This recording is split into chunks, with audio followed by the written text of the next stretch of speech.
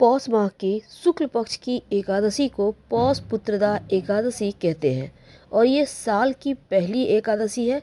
पौष पुत्रदा एकादशी जो 2 जनवरी को मनाई जाएगी। पुत्रदा एकादशी का व्रत रखने से संतान की प्राप्ति होती है और संतान के डेवलपमेंट के लिए ये व्रत रखा जाता है।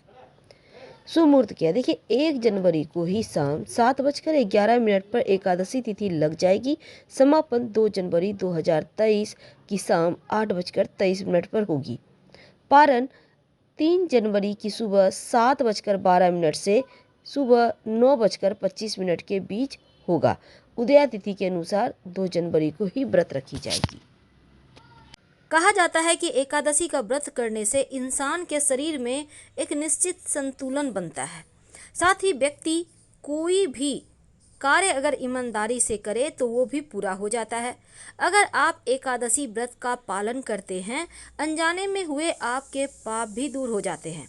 व्यक्ति को पुण्य की प्राप्ति होती है, साथ ही मोक्ष की भी प्राप्ति होती है। पुराणों में साल में आने वाली सभी एकादशी व्रत का विशेष महत्व कहा गया है और हर वर्ष 24 एकादशियां आती हैं। वैसे तो जो भी व्यक्ति एकादशी का व्रत रखकर भगवान श्री हरि विष्णु या विष्णु भगवान के किसी भी रूप का पूजा करता है तो कई जन्मों के जाने अनजाने पाप से मुक्ति मिलती है। साथ ही ऐसे व्यक्ति को मृत्यु के बाद वैकुंठ लोक की प्राप्ति होती है। लेकिन एकादशी व्रत के नियम भी हैं और इस दिन हर एकादशी व्रत के अलग अलग कथा हैं, अलग महत्व हैं और सुनने का भी विधान है। तो सभी एकादशी के लेकिन व्रत करने के नियम एक ही हैं। एकादशी व्रत का उद्यापन अगले दिन यानी द्वादशी के दिन किया जाता है। कुछ ऐसे कार्य हैं जो एकादशी के दिन नहीं करना चाहिए और कुछ ऐसे कार्य हैं जो जरूर करना चाहिए। एकादशी के दिन चावल नहीं खाना चाहिए। एकादशी के दिन बुरे और गलत बातें भी करने की मनाही है। एकादशी के दिन क्रोध ना करें, साथ ही किसी से भी मानसिक या शारीरिक रूप से लड़ाई भी ना करें। इस दिन मांस मदिरा का सेवन बिल्कुल भी ना करें। झूठ बोलने से बचें। किसी की निंदा चुगली ना करें। भगवान श्री हरि की ज़्यादा से ज़्यादा आराधना करें। संभव हो तो रात में जागरण करें या फिर कम से कम एक दीपक ही जला दें रात 11 से 1 के बीच अपने घर के पूजा स्थान पर। एकादशी के दिन पान और सुपारी भी नहीं खाना चाहिए क्योंकि भगवान श्री हरि को अर्पित होता है।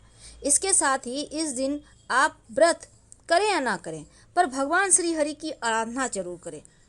भगवान श्री हरि की मंत्र का जप ज़्यादा से ज़्यादा करें क्योंकि जितना ज़्यादा आप जप करेंगे मंत्र उतना ही ज़्यादा आपके जीवन की परेशानियां समाप्त होगी, आपके जीवन के कष्ट मिटेंगे।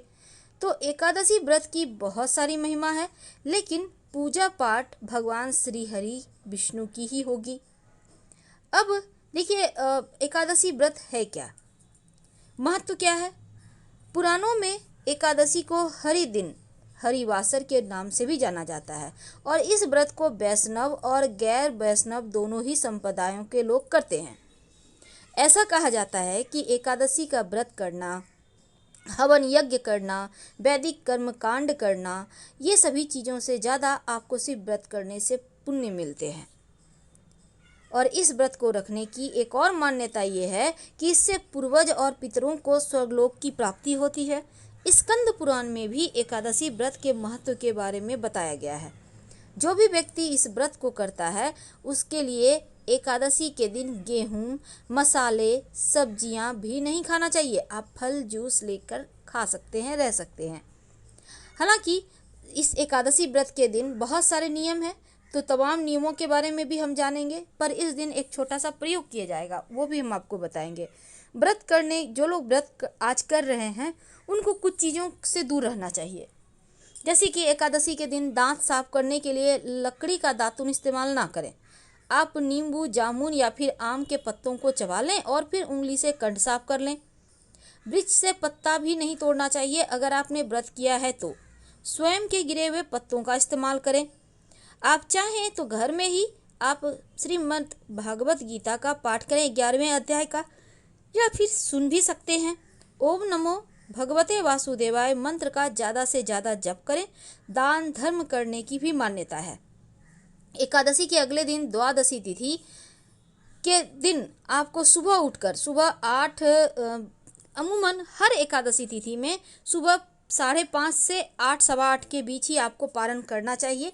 और पारण करने के पहले आप थोड़ा सा पैसा निकाल दें या फिर कुछ सामान निकाल दें या सामान्य भोजन की तरह ही कुछ खाना वगैरह निकाल दें। ऐसा करके फिर आप व्रत तोड़ें।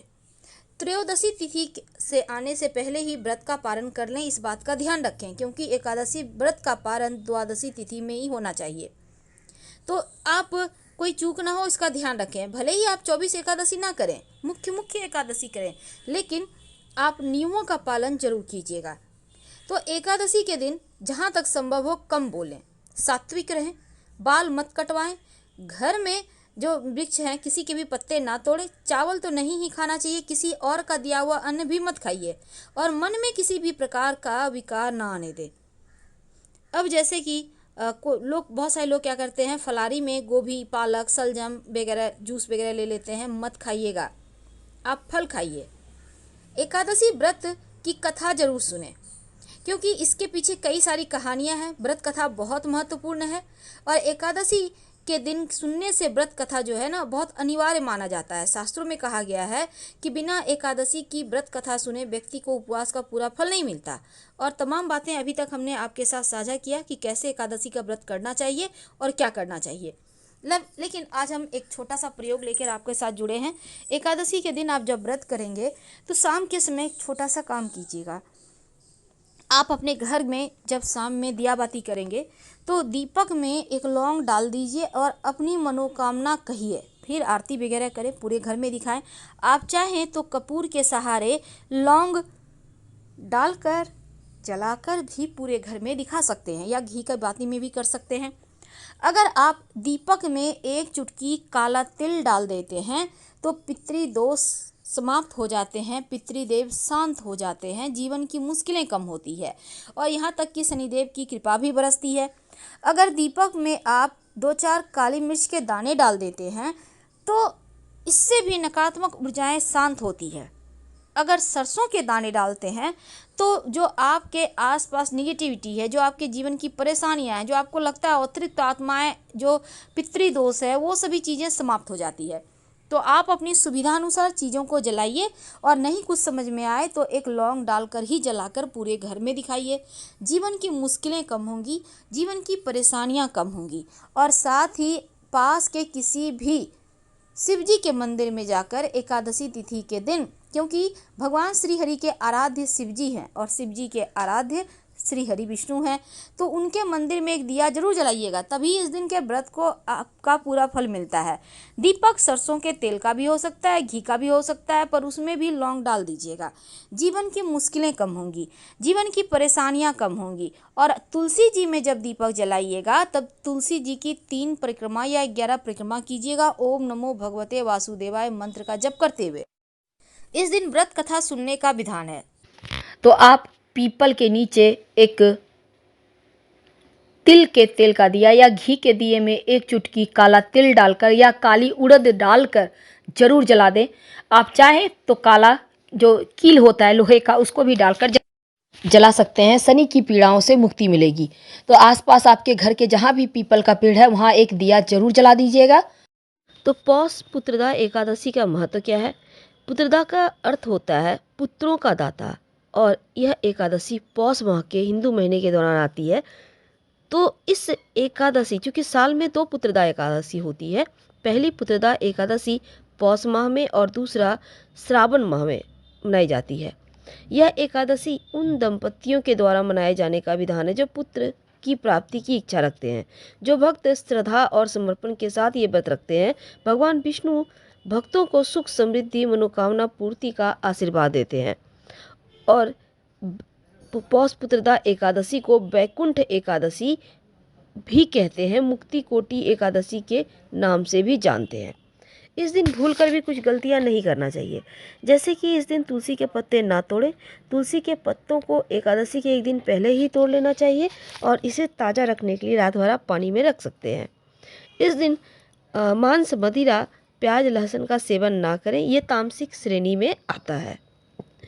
शराब, सिगरेट से भी दूर रहें, दूसरों के बारे में बुरा ना बोलें और इस दिन चावल का सेवन तो बिल्कुल भी ना करें, क्योंकि चावल का सेवन करना अशुभ माना जाता है। तो इस एकादशी की कथा सुने बिना ये एकादशी का व्रत पूरा आपको नहीं मिलता। कथा 2 शब्दों में सुन लें। किसी समय में भद्रावती नगर में राजा सुकेतु का राज्य था। उनकी पत्नी का नाम सैव्या था। संतान नहीं होने की वजह से दोनों पति पत्नी दुखी रहते थे। एक दिन राजा और रानी मंत्री को राजपाट सौंपकर वन को चले गए और उनके मन में आत्महत्या का विचार आया। लेकिन राजा को यह बोध हुआ कि आत्महत्या से बढ़कर कोई पाप नहीं है। अचानक उन्हें वेद पाठ के स्वर सुनाई दिए। उसी दिशा में वो आगे बढ़ता है तो साधु के पास पहुंचता है और पौष एकादशी का महत्व पता चलता है। तो इस पुत्रदा एकादशी का व्रत दोनों ने किया। उनके प्रभाव से संतान की प्राप्ति हुई और इसके बाद से इस एकादशी का महत्व बढ़ गया। तो जो निस्वार्थ जो संतान प्राप्ति की इच्छा रखते हैं ये व्रत जरूर करें और उनकी मनोकामना पूर्ण होगी। फिलहाल आपसे विदा लेते हैं। जानकारी अच्छी लगे तब लाइक कर सब्सक्राइब करें। धन्यवाद।